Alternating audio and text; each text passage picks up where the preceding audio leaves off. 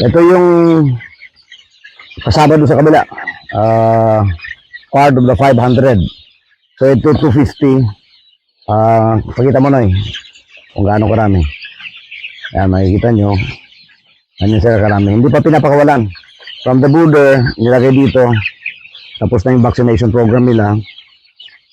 Pagkatapos bukas, saka palang bubuksan para ma-introduce sila sa bagong environment at makakain sila ng damo. Inatake na ito ng cobra na kagat yung isa, nakain yung isa. Pero hindi naman ganun katakaw yung cobra, makakain ng isa, okay na siya. Ang matakaw actually yung sawa. Yan ang talagang inuubos siya. Pero dito, takot yung mga sawa rito. Takot sa mga tao. Dahil sila kinakain sila ng tao. So, makikita nyo, malawak pa yung area natin. Ayan pa yung area natin for free ranging.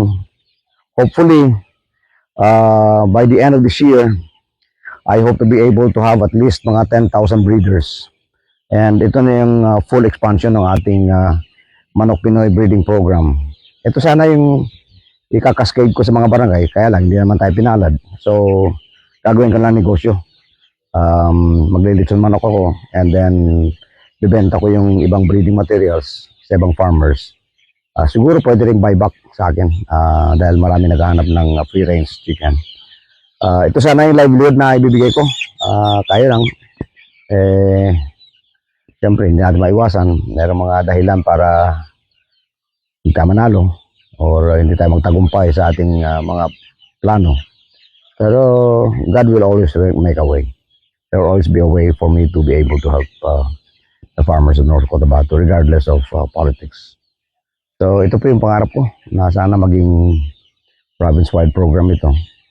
Maibigay ko sa mga farmers, alagaan nila, and then bibiling ko ulit.